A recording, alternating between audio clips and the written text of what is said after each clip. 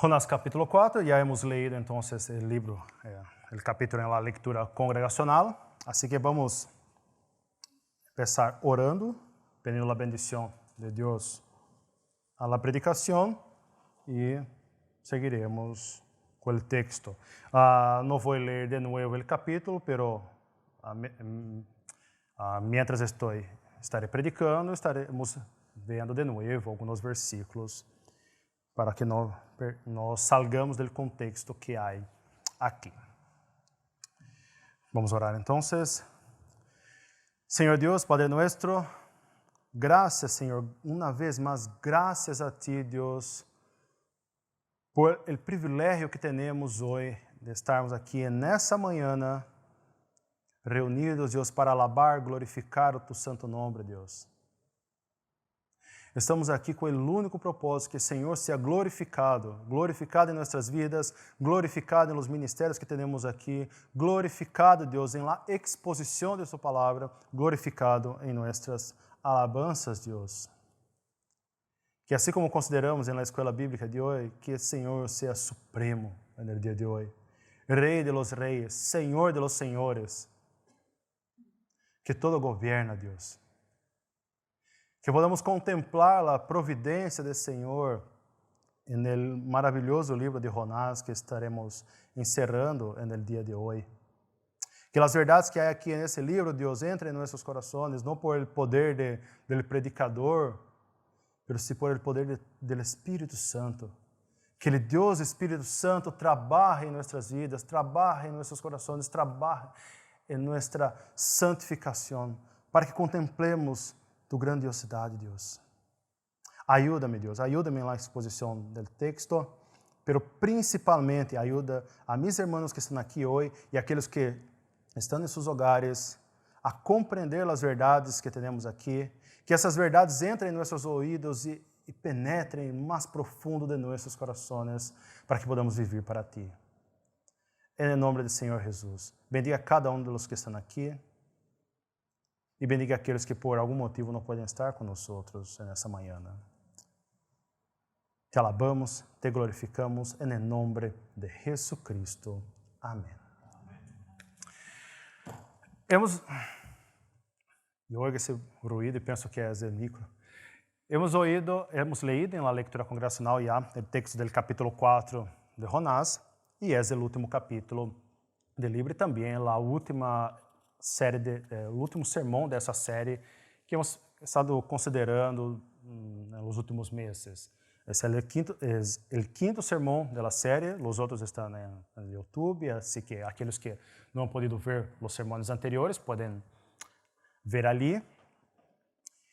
E a verdade é que o livro de Jonás, não sei o que parece para vosotros, hermanos, pero a maneira como termina o livro de Jonás é algo que nós outros não esperamos. Seria interessante se o livro de Jonás terminasse no capítulo 3, com a conversão dos ninivitas. Pero há capítulo extra aqui.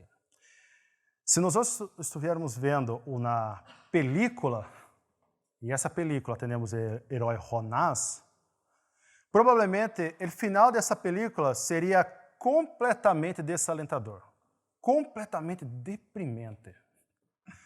A maneira que termina o livro de Jonás não é a maneira que queremos que as histórias terminem. Se pensarmos em uma película com o herói Jonás, assim como as grandes ficções, as grandes aventuras, nós outros esperamos que esse herói, chamado à aventura, a deixar o sítio onde ele está para ir a lugar desconhecido, sair de Israel e ir a Nínive, e mientras isso passa por lutas, por pruebas, tentações, retos, e todos esses retos servem para moldear o caráter de nosso herói, además de hacê-lo mais forte para essa missão. E traz uma experiência de casi muerte. Tras 3 dias dentro do ventre del pez, nosso herói experimenta uma transformação, uma expiação, uma renovação desse homem que agora, fortalecido, está pronto para regressar à missão dele. Jonás regressa então para Nínive, pelea contra o boss final, o último inimigo. Hasta que vê o último inimigo sucumbir, la conversión de los ninivitas. Lo que esperamos es que tras la conversión de los ninivitas, nuestro héroe pueda coger las recompensas, que pueda alegrarse con las recompensas del logro de completar bien la misión. Pero lo que vemos aquí en ese capítulo 4 es tristeza, enojo, ganas de morir por completar bien la misión. A mí, esse final que temos aqui comprueba a veracidade do livro de Jonás. Porque se alguém quer escrever uma ficção, provavelmente não terminaria um livro assim. Jamás terminaria um livro assim. Lo que temos aqui, hermanos, no livro de Jonás é a realidade. É a vida como ela é. A vida onde não há heróis perfeitos. A vida que está rodeada de homens falhos, pecadores, como eu, como tu, como Jonás, nosso herói.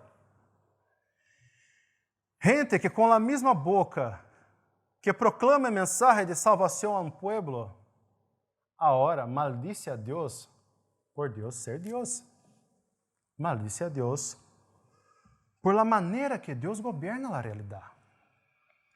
Gente que alaba, glorifica a Deus aos domingos, pero el lunes cai em tentação e peca contra esse mesmo Deus. Somos assim, hermanos. Somos assim. Não há bondade intrínseca em ser humano. Lejos de Deus, todos somos pecadores. Sem a justificação de Cristo, não há nenhum mérito em nossas mãos. Nenhum. Sem a misericórdia de Deus, todos estaríamos perdidos. Se depender de nossas forças, não há verdadeiros heróis. O que temos aqui é uma história real. É a história de Jonás e tem muito que ver com a história de nossas vidas também. Eu dividi esse sermão em 4 partes, que estão muito bem definidas aqui no capítulo 4. Primeiro estaremos considerando a parte 1, que é o enojo de Jonás por causa da misericórdia de Deus, que vemos do versículo 1 até o versículo 4, versículo 5. Depois veremos o enojo de Jonás por la muerte de su plantita, que é o versículo 5 hasta el 9, e por fim, la lección de Deus al profeta, do versículo 10 e 11. Assim que, começamos então com a primeira parte, que é o primeiro enojo desse profeta. O versículo 1 habla que Jonás se apesadumbrou en extremo e se enojou. A expressão que é utilizada aqui quer dizer que, em outras palavras, que Jonás se puso mal por el mal que Deus hizo. Para o profeta, o que Deus acaba de fazer no capítulo 3, a conversão de los ninivitas ha sido algo incorrecto. Algo que não deveria ser hecho. E agora, irado contra Deus, o profeta vuelve a orar. Pero essa oração de agora não tem nada a ver com a oração que estamos considerando no capítulo 2, as algumas semanas. E por meio dessa oração do profeta, finalmente temos a resposta à pergunta que estamos fazendo desde o capítulo 1. Por que Jonás huyó? Por que Jonás intentou huir-se a Tarsis? Versículo 2. Ahora, oh Jehová, não é esto lo que eu decí estando aún em mi tierra? Por isso me apressurei a huir a Tarsis, porque sabia eu que tu eres Deus clemente e piadoso, tardo em enojar-te e de grande misericórdia, e que te arrepentes del mal. Que motivo mais gracioso para enfadar-se com Deus, irmãos. Em los dias de hoje, que a gente del mundo habla que Deus é cruel, que Deus é injusto, como pode Deus permitir a maldade que há, Há um montão de gente morrendo de hambre nesse mundo e as pessoas se enfadam com Deus por esses temas. Pero vemos aqui uma pessoa que está enfadada porque Deus é bueno. Estou enfadado contigo porque tu eres Deus clemente, porque tu eres Deus piadoso, tu eres de grande misericórdia, Deus. Isso não pode ser. Quão distinta essa oração é comparada à oração que temos no capítulo 2, porque no capítulo 2 vemos Jonás clamando por la misericórdia de Deus. E agora está dizendo que Deus é por demasiado misericordioso. Tener misericórdia de mim estava bem. Agora, tener misericórdia de los ninivitas, não. Não está correto. Isso é malo. Deus, tu passaste de la raya. Jonás intentou ir a Tarsis, hermanos, porque conhece a Deus. Porque conhece a mesma declaração que Moisés hace em Éxodo 34, justo depois de Deus passar por delante de ele. Jeová, forte, misericordioso, piadoso, tardo para a ira, grande em misericórdia e verdade. É por saber que Deus é misericordioso que Ele não logra suportar a misericórdia, que Deus pode ter misericórdia, ensinar misericórdia a la gente impía de Nínive. Deus dar uma oportunidade de conversão a los ninivitas generou enojo, enfurecimento, ira no profeta. É quase incrível saber que esse homem, poucos dias antes, foi rescatado de la ira del mar por el gran pez enviado por Deus. Estamos falando de diferença de dias aqui.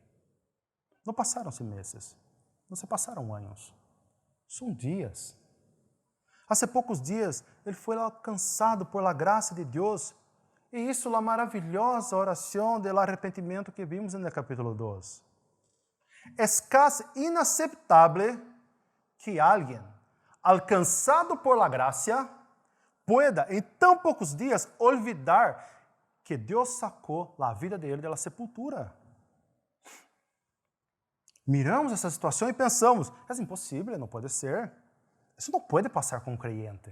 Não pode passar. Pero solo não é completamente incrível porque, dadas as devidas proporções, passa o mesmo com nós outros. Passa o mesmo. Por supuesto que a vida de Jonás é algo sarcástico, quase uma sátira, que apunta para a maneira como os israelitas veiam a los outros pueblos. Pero que levante a mano, quem de nós outros pode dizer que é melhor que esse homem? Deus nos alcançou com sua graça, com misericórdia também. E nos olvidamos disso ao diário. Alabamos e glorificamos a Deus aos domingos, para depois viver toda a semana sem falar de Deus. Leemos as Escrituras em nossos cultos para recordarmos da existência da Bíblia no domingo seguinte, para traê-la de novo à igreja. Mientras está no cajón de nossas casas, ou está aberta em algum rincão no Salmo 23. Oímos sermones, lhe oramos, hacemos votos com Deus de que seremos mais piadosos, que oraremos mais, que leremos mais a Bíblia, para o final que não hagamos menor esforço para estar na escola bíblica, em reunião de oração, ou quizás separar por lo menos 5 minutos de nossos dias para ser um devocional, para relacionar-nos com Deus. Fomos alcançados por la graça para que em nossas orações recordemos das petições. Nos recordemos de pedir coisas e não dar graças a Deus por el maior regalo que Ele nos ha dado, que é seu Hijo, Jesus Cristo, pagando por nossos pecados em la cruz, pagando por nossa falta de selo, nossa falta de amor a Deus, nossa falta de amor ao prójimo. Será que somos muito distintos desse Jonás? Creio que todos nós outros, irmãos, todos nós outros, sem exceção, em uma área ou outra, falhamos com nossas vidas cristianas. E por isso, não devemos cometer o mesmo equívoco de Jonás, que da mesma maneira que ele pensava que era melhor que os ninivitas, nós outros pensar que somos melhores que Jonás. Não cometamos esse erro, esse erro. Quero que salgamos de aqui, nessa manhã, conscientes de que todos nós outros, irmãos, todos nós outros, sem exceção, somos igualmente pecadores, igualmente miseráveis. Que não há melhores aqui. Somos os piores. A oração de Jonás sigue no versículo 3, onde ele, por causa da misericórdia de Deus para com os ninivitas, deseja a morte. Versículo 3, agora, pois, ó Jeová, te ruego que me quites a vida, porque melhor me é a morte que a vida. Homem dramático, não? Minha esposa tem a costumbre de dizer que eu sou dramático, que eu sou movido por las emoções. Sara, tu necessita conhecer Jonás. Entre elegir vivir em um mundo onde os ninivitas têm a oportunidade de conhecer a Deus ou morir, por supuesto, eu prefiro a morte. Eu imagino Deus, que hemos considerado nessa manhã, em seu alto sublime trono, vendo a Jonás parado, mirando Jonás, actuando como um ninho quando empieza a llorar, quando um ninho empieza a gritar, sabe? Não sei que palavra que vosotros soleis utilizar quando um ninho empieza com suas rabietas. Rabietas? Perfeito. Graças, Google. Eu imagino Deus com os braços cruzados, esperando Jonás terminar o show. Acabar com o show. Para que Deus haga algo. E que Deus hace? Bueno, que tu harías se fuera Deus? Eu sei que eu haria. Jonás, mira, hace pouco enviei um pez para resgatar-te. Tuve misericórdia de ti, e tras 3 dias deixei que tu predicasse aos ninivitas. Tu has sido instrumento da maior conversão da história. Tu has sido mi instrumento. E aún assim, não está feliz. Não me agradece. Um raio desde o céu em Jonás já está tudo arreglado, não? Quer morrer mesmo? Ah, irmãos, levantemos nossas mãos ao céu. Porque Deus não é como nós outros. E é incrível isso. Ele é, nas palavras de Jonás, clemente e piedoso, tardo em enojar-se e de grande misericórdia. Glórias a Deus pela misericórdia dele. Muitas vezes pensamos em la misericórdia de Deus quando falamos de nossa salvação. Que Deus tuvo misericórdia de nós outros a salvar-nos. Pero nos olvidamos que para nossa santificação também necessitamos da misericórdia de Deus. É uma demonstração da misericórdia de Deus, é trabalho que Ele hace em nossa santificação. É trabalho do Espírito Santo em nossas vidas. Ensina também a piedade, a clemência de Deus por nós outros pecadores. Jonás é creyente. Assim como tu, assim como eu.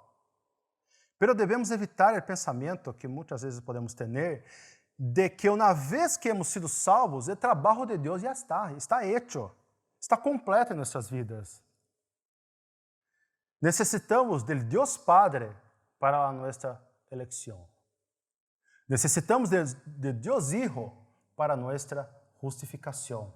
E assim como necessitamos de Deus para a eleição, de Deus para a justificação, necessitamos de Deus Espírito Santo para nossa santificação.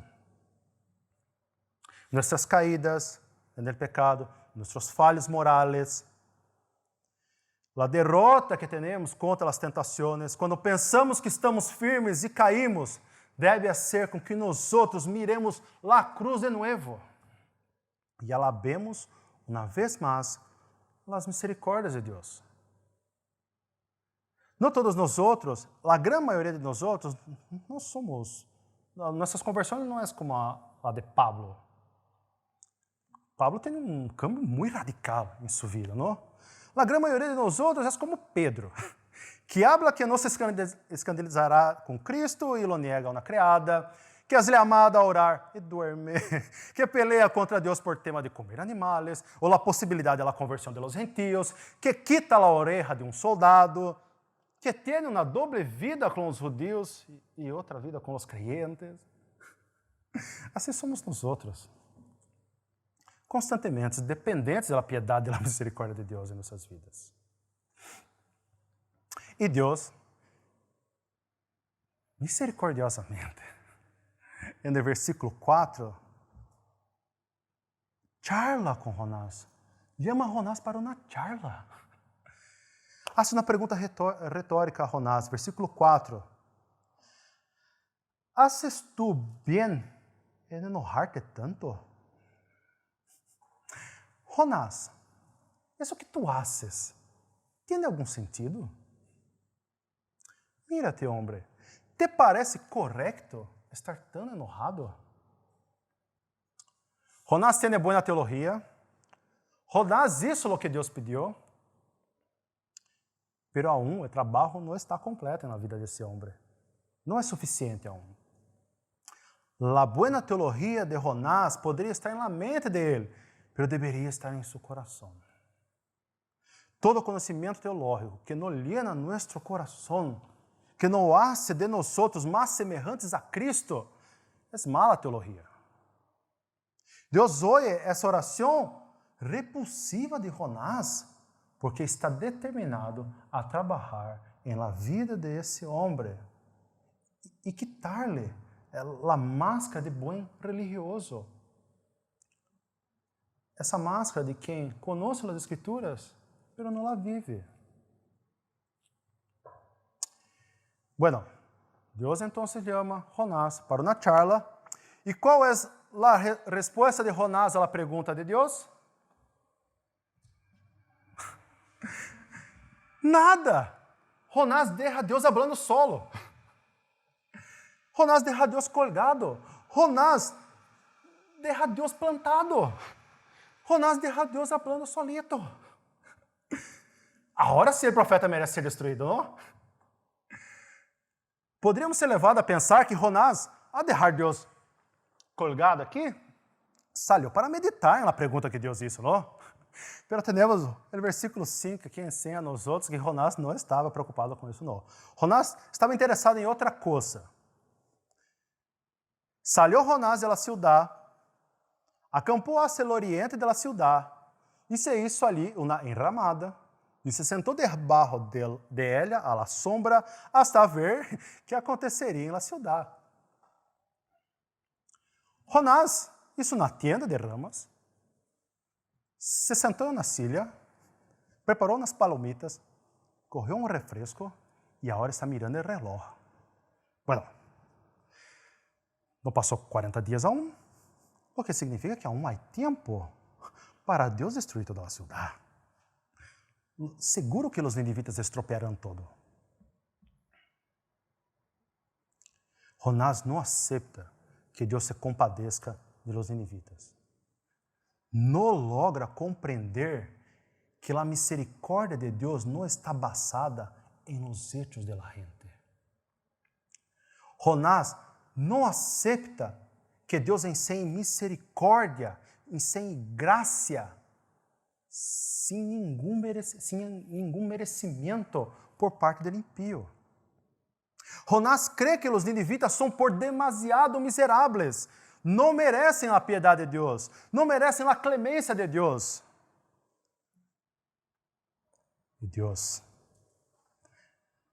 pacientemente, piedosamente, misericordiosamente, por meio de sua providência, ora, ensinará a Jonás qual é o verdadeiro problema do profeta. E hará isso de um modo peculiar aqui. por meio de uma planta, traduzida aqui em texto bíblico como calabaceira. Não sabemos exatamente que planta ha sido essa, pero temos aqui uma calabaceira como tradução para nós outros. Aqui, então, entramos na parte 2 desse sermão. El enojo de Jonás por causa da morte de sua amiguita, uma planta. Jonás está ali, mirando o reloj, contando os dias para a destruição de Nínive, quando vemos no versículo 6. Preparou Jeová Deus uma calabaceira, la qual cresceu sobre Jonás para que hicesse sombra sobre sua cabeça e lhe librasse de seu malestar. E Jonás se alegrou grandemente por la calabaceira. Deus longânimo, paciente, prepara uma calabaceira, uma planta, para que esta planta proteja Jonás do forte sol do deserto. Recordad que provavelmente Jonás aún tenga en la piel las marcas de los 3 dias que estuvo dentro del vientre del pez. Provavelmente algumas queimaduras aún. Assim que Deus está sendo muito bondadoso com esse profeta, é muito bueno com o profeta al hacer com que essa planta proteja a cabeça dele com sua sombra.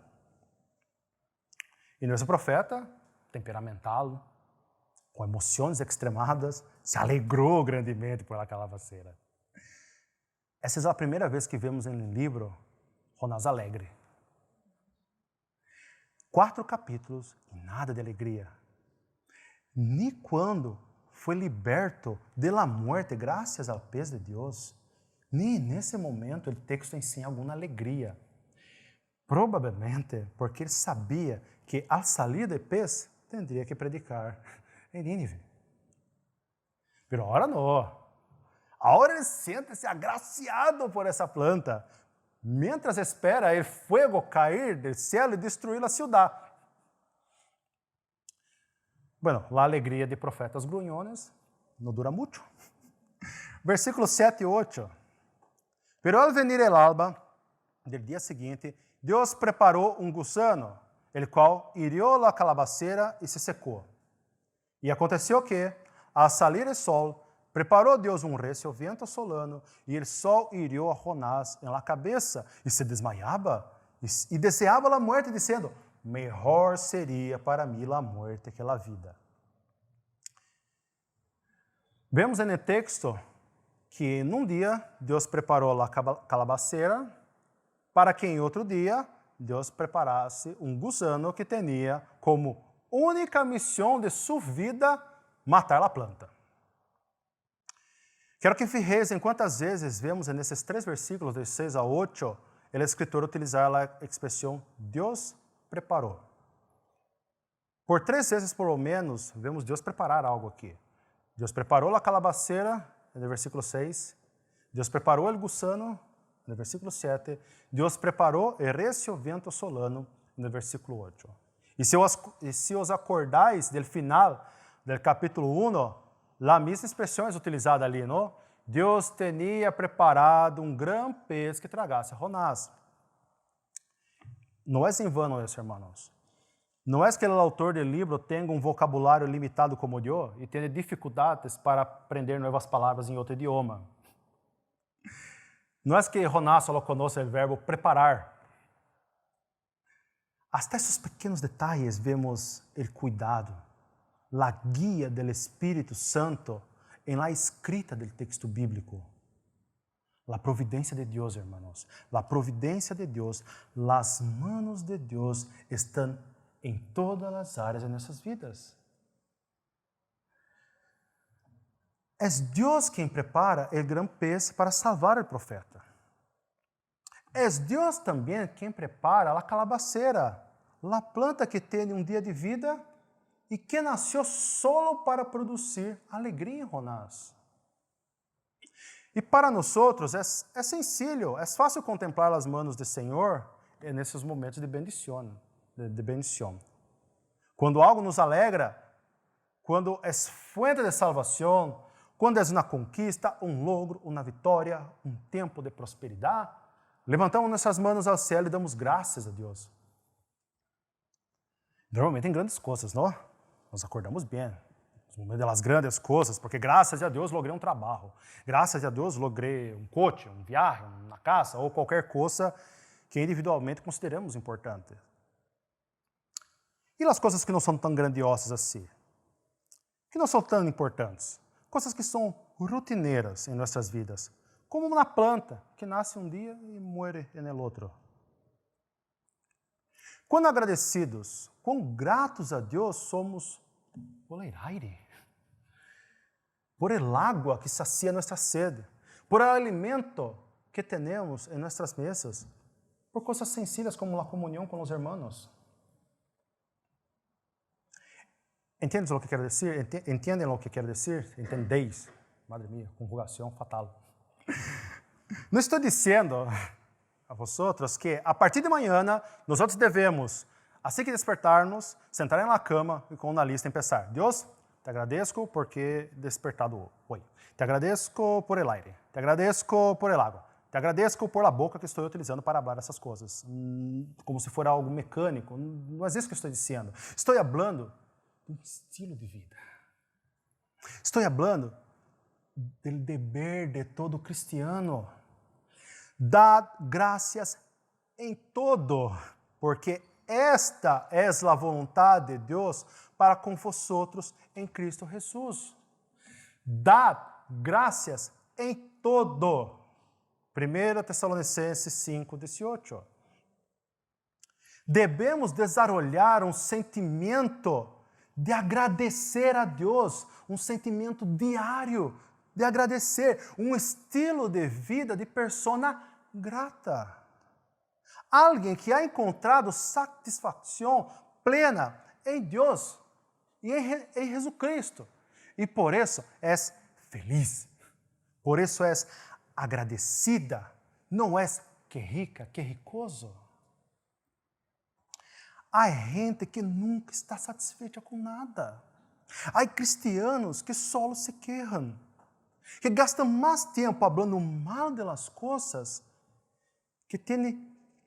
cristianos que têm o desejo de que o cielo se manifeste aqui na terra, que desejam viver como reis aqui nesse mundo, e que assim como Jonás pensam que são merecedoras, que a gente os trate melhor, que a gente deve viver para servir suas próprias vontades. E se as coisas não saem como eles desejam, se a gente não é igual comigo, se não hacen o que eu quero, eu mereço que seja hecho, sou como Jonás, me enojo en extremo. Jonás é incapaz de agradecer a Deus, irmãos. Não agradece a Deus por la planta, de la mesma maneira que não é grato a Deus por salvá-lo do mar. E principalmente, não dá graças a Deus por la salvação dos indivíduos. E se não logra agradecer a Deus por suas bendições, por supuesto que não será grato a Deus por el sofrimento. Por supuesto. Deus preparou o pez e a calabaceira para a salvação, para a alegria do profeta. Pero, quem preparou o gusano, o recio vento solano? Diablo? Demônio? Satanás? A providência de Deus está em todas as coisas, buenas e malas. O objetivo do gusano era matar a planta, acabar com a felicidade, com a alegria do profeta. O vento recio, esse vento que é comum nesse sítio, lleno de granos de arena acalentados por forte sol do deserto, empieza na hora a pegar as heridas do profeta, o sol em sua cabeça, todo isso sendo utilizado como Deus, como instrumentos para generar sofrimento, decepção, dolor, sentimento de perda. Las manos soberanas de nosso Senhor estão em todas as coisas buenas e malas, pequenas e grandes, en el mar y en el echar suertes, en la pequeña planta o en pequeño gusano, hasta la obra de conversión de los ninivitas. Todo bajo el control soberano de Dios, para que toda la gloria sea a Él, toda. Deus vuelve a hacer la misma pregunta a Jonás, que una vez más deseaba la muerte. Versículo 9. Entonces dijo Dios a Jonás, ¿tanto te enojas por la calabacera? ¿En serio que estás enojado por una calabacera? ¿Hay lógica en tu ira? ¿Todo eso tiene sentido, Jonás? Deus, como um perfeito maestro, um perfeito professor, hace perguntas a Jonás. Não porque Deus não sepa as respostas, pero para provocar a reflexão do profeta, para que Jonás pense em lo que está haciendo. Desde Adão vemos essa interação de Deus com o homem, de hacerle perguntas. E agora, pergunto uma vez mais a Jonás se tem fundamento a ira dele. Personalmente, para aqueles que me conhecem mais de cerca, amigos, minha esposa, sabem que uma de minhas muitas debilidades, um dos pecados que luto com frequência é contra a ira, contra o estresse, a rabia sem motivo, o câmbio repentino de humor. E confesso, irmãos, confesso que quase 100% das vezes, para não dizer 100% das vezes, quando me pergunto, ¿hay lógica en tu ira, Cláudio? La respuesta es un gran y sonoro no. Y viene la vergüenza, la humillación, no por la ira, pero por la motivación de ella. ¿Cómo he podido enojar-me por tan poco? Y hay que confesar, hay que pedir perdón, buscar reconciliación. Pedir ajuda uma vez mais a Deus. Jonás, homem difícil, dessa vez contesta a pergunta de Deus. Não lhe dá a espalda. Mucho me enoja hasta a muerte. ¿Tiene sentido tu ira? ¿Tiene sentido tu enojo, Jonás? Sí, sí que tiene. Tiene sentido mi ira. Esse gusano de diablo matou mi planta. Agora tenho dolor, casi me muero por el sol, por el viento. Sí que há razão. Sí que há motivo para mi enojo. Agora sí viene el rayo de Deus, ¿no? Quer a morte? Pá, já está. Que maravilhoso Deus temos, irmãos. Que Deus paciente em nossas debilidades. Que Deus misericordioso em meio de nossos pecados. Que Deus clemente. Que Deus piadoso. Deus não acaba com a existência de Jonás, assim como não acaba com nossa existência.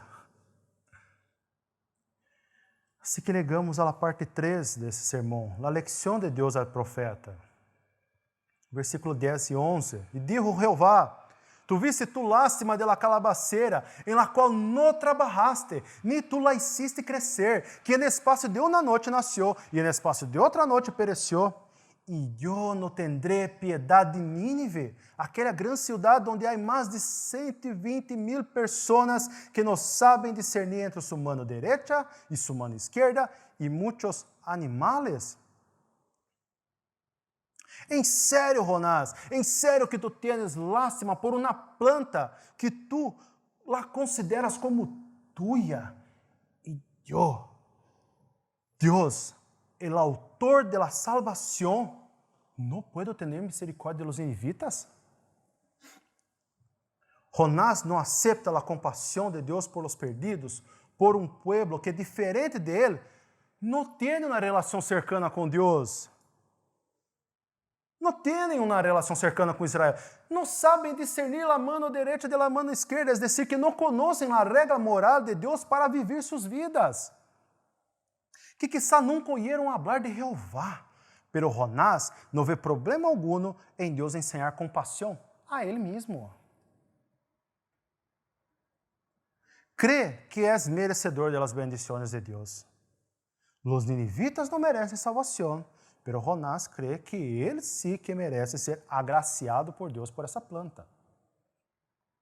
Não é justo que o outro esteja feliz.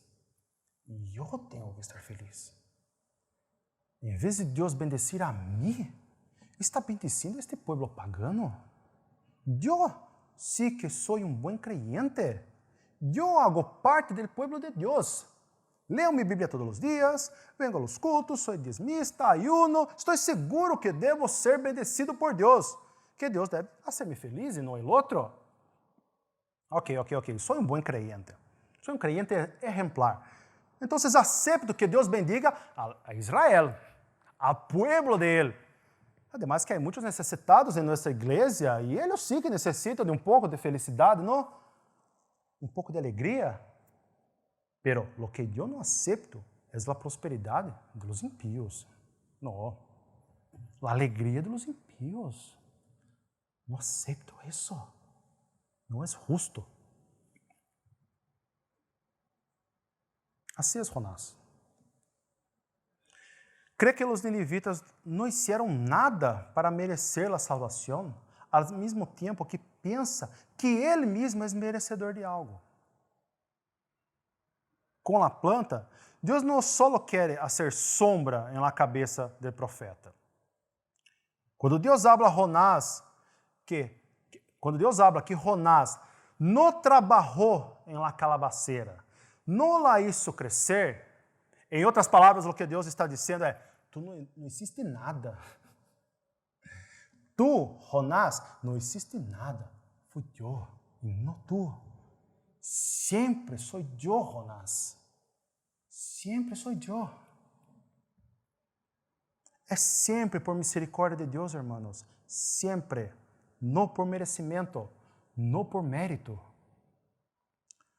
A alegria que Deus produjo com a sombra de la planta não foi um resultado da obediência de Jonás. Quizá Jonás pensava que merecia a planta porque predicou aos ninivitas. Não.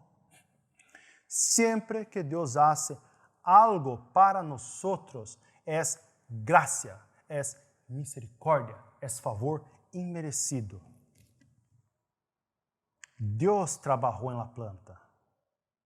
Deus la hizo crescer. É graça. E Jonás não glorifica a Deus por esta bendição. Además de ser legalista, moralista, Jonás é egocêntrico. Ele só é capaz de alegrar-se quando coisas buenas passam com ele. Para ele, dá igual aos ninivitas. O importante é sua planta. Só tem olhos para si mesmo. Não alegra-se por el trabalho de Deus. Alegra-se por el trabalho de Deus para ele. Deveria perdonar os ninivitas. Deveria glorificar a Deus por tão extraordinária conversão, por ser instrumento de Deus para isso, pero solo está preocupado consigo mesmo. Seu próprio conforto é a prioridade. E por isso se enoja a perder a planta. Somos como Jonás. Todas as vezes que buscamos contentamento para nossas vidas em las coisas que temos.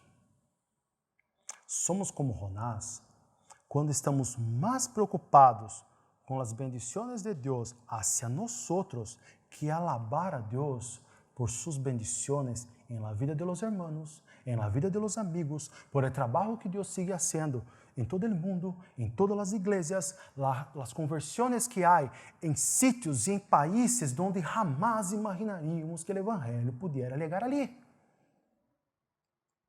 Somos como Jonás quando enfrentamos os altos e barros dessa vida com um espírito de ingratitude, indiferença, descontentamento, mientras que deveríamos dar gracias em todo, porque nossa alegria não está em las coisas perecederas dessa vida, sino que nossos olhos estão en el imutável Deus e em sua misericórdia hacia nosotros. O livro termina deixando a pergunta em aberto. Não sabemos como Jonás contestou essa pergunta. ¿Puede Deus ter piedade de Nínive? ¿Puede Deus ter piedade de Jonás? E de nosotros? ¿No tendré eu piedade de vosotros? De cada uno de nosotros? A pergunta que Deus deixou a Jonás é a pergunta que as Escrituras fazem para nós também. ¿Pode Deus ter piedade? São perguntas retóricas, por supuesto, que deveríamos contestar com um sonoro sim. Todos os dias, nós somos el blanco, la diana de la misericórdia de Deus. Todos os dias. Pero se contestamos positivamente a essas perguntas, outras perguntas que deveríamos fazer então é: nos acordamos de la misericórdia de Deus hacia nosotros, hacia su pueblo?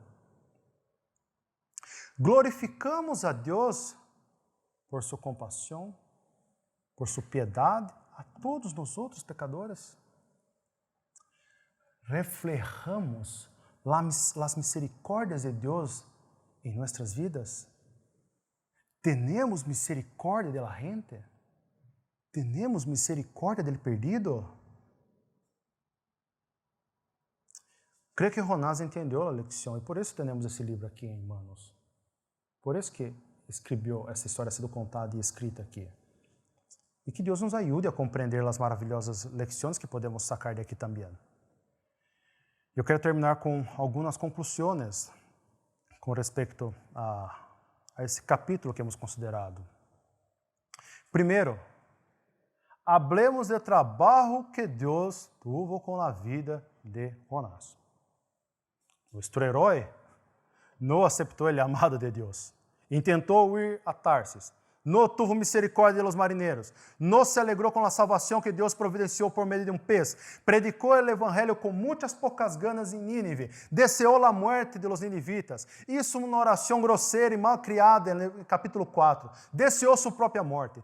Deu a espalda a Deus. Se enojou por causa de uma planta. A lista é larga. A pergunta que hago a ti, hermano, minha irmã,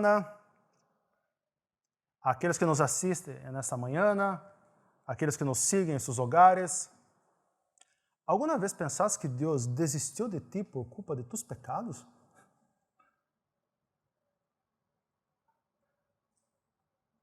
¿Crees que estás demasiado lejos de Deus? ¿Crees que se agotou a misericórdia de Deus para contigo?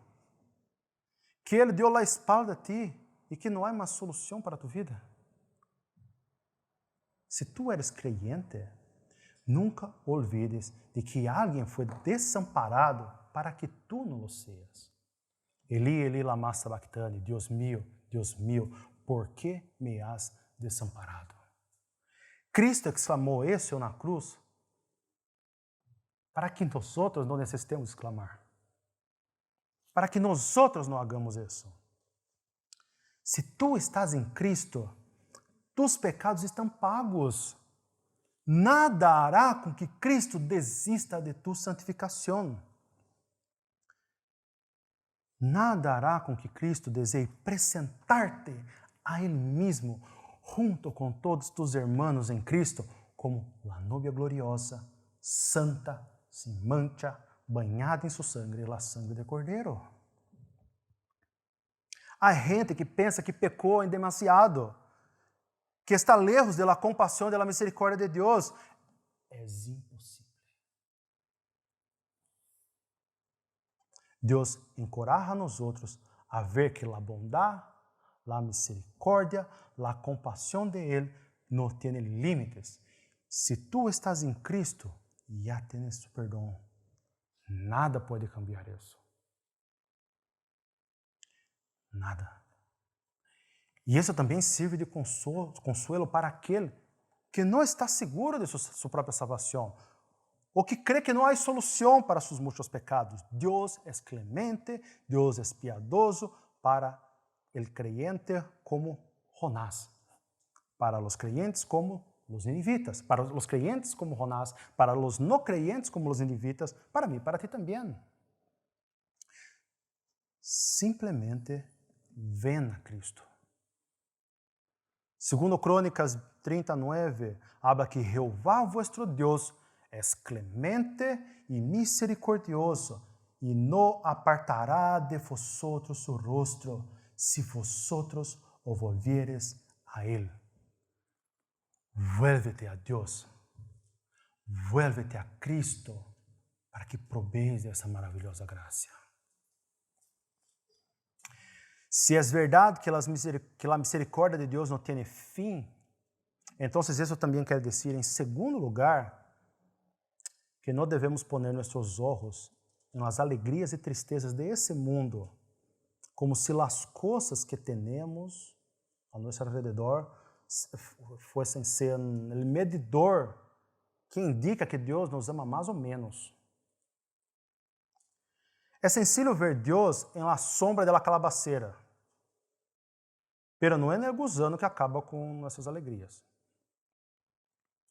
Pero o mesmo gusano que trajo enojo foi usado por Deus para que Jonás deixasse de viver na vida com a mirada puesta em las coisas que lo hacían feliz. A alegria dele estava em la calabaceira.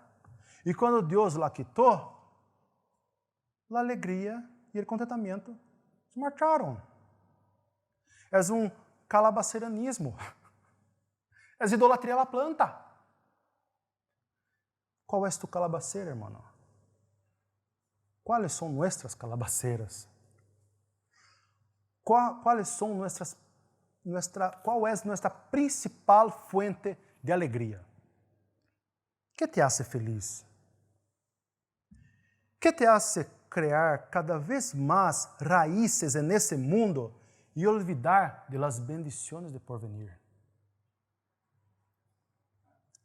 E se Deus quita tu fuente de alegria, perecedera como uma planta, para que tu dejes la idolatria e vuelvas a Deus? Família, amigos, ministério, trabalho, sueldo, sucesso, pareja, hijos, viaje, placeres, todos regalos preciosos de Deus. Pero não podem convertir-se no principal propósito de nossas vidas. Para de viver uma vida cristiana centrada em coisas, em gente, em pessoas, em alegrias momentâneas. Para de viver desejando o céu aqui nesse mundo. Para de viver como se toda a gente a tu alrededor tenha que viver para a tua alegria, para a tua satisfação, para tu placer. Todo isso perecerá. E se tu satisfação está em las coisas desse mundo, tu felicidade perecerá junto com elas. Segundo Coríntios 5:15, e por todos murió, para que os que vivem já não vivam para si, sino para aquele que morreu e ressuscitou por eles. Cristo, aquele que morreu e ressuscitou por nós outros, deve ser a fuente segura de nosso contentamento, de nossa alegria, de nossa satisfação. Se todo perecer, Cristo permanece. Ele é nossa seguridade. En Ele encontramos contentamento. E se devemos viver para Cristo, por supuesto que devemos viver para o prójimo, Na semana passada, hablamos de los dones a serviço da igreja, exposição de nosso pastor Javier, de Romanos 12. Dones a serviço da igreja, a edificação do corpo. Assim que para finalizar, ¿hasta dónde tu corazón alegra-se en las bendiciones de Dios para el otro, no para ti? ¿Hasta que ponto estamos tão enfocados em la muerte de nuestra calabacera que não temos tempo para pensar em los problemas de los ninivitas, en el problema de los demás? Gozaos com los que se gozan, llorad com los que lloran. En el mundo de hoy, tão envidioso, donde la gente pelea en las redes sociales para enseñar cuán más felices están que el otro, tengo la impresión que es más sencillo llorar con los que lloran que gozarse con los que gozan, alegrarse con los que se alegran. Uma vez vi nas redes sociais creyente que tras passar por algum momento de felicidade na conquista, não recuerdo bem que passou, subiu algumas fotos em Instagram e puso justo o texto que acabo de dizer a vosotros, gozaos com os que se gozam. Em outras palavras, que a gente se alegre com as conquistas de ele. Eu alegrarme na conquista del outro, não, jamás, pero la gente debe alegrarse com minha alegria. ¿Piensas que és merecedor de la atenção e la preocupação de los outros? ¿Piensas que la gente debería importar-se mais contigo? El llamado es para que nosotros individualmente, como creyentes, nos alegremos y lloremos con el prójimo. No que exijamos que la gente se alegre o llore por nosotros, como si nosotros, así como Jonás, fuéramos mejores que los ninivitas, mejores que los demás. Que consideremos a los demás mejores que nosotros, siempre superiores a nosotros, dignos de más honra, para que así sirvamos uno a los otros. Nosso primeiro campo de treinamento para esse serviço é aqui, na igreja com os irmãos. Que nos preocupemos uno com o outro. Isso é para vosotros, é para mim também. Que em meio de nossos problemas, aún encontremos forças para consolar aqueles que também têm problemas. Que sejamos os primeiros a ajudar aqueles que nos pedem ajuda. E se não podemos, que por lo menos o irmão, a irmã, sepa que desearíamos ajudá-lo. E não podemos, e não, por lo menos estaremos orando por ele, contribuindo com a oração. Que a clemência, a piedade, a grande misericórdia que hemos contemplado aqui de nosso Senhor, ensinada a nós por meio da obra de Jesucristo, llena nossos corações hasta o ponto de transbordar de amor para os demás. Que amemos a Deus sobre todas as coisas e amemos uno a los outros. E assim estaremos reflejando a misericórdia de Deus. Deus ha sido misericordioso Deus foi misericordioso com os ninivitas, Deus foi misericordioso com Jonás, Deus é misericordioso com todos nós outros. Amém, irmãos? Vamos orar. Oh, Deus Santo, graças, Deus. Graças por tão preciosas lecciones. Graças por la maravilha que temos aqui nesse livro que ensina quão grande misericórdia o Senhor tem por nós outros. Graças, Senhor, porque o Senhor é grande, grande em misericórdia, compassivo, paciente, piadoso com nós outros, piadoso em meio de nossas debilidades, nossos falhos e nossos pecados. Graças, Senhor, porque Tu sigues o trabalho em nossas vidas, sigues trabalhando em nossa santificação, sigues obrando em nossas vidas, Deus, mesmo que sepamos que não merecemos.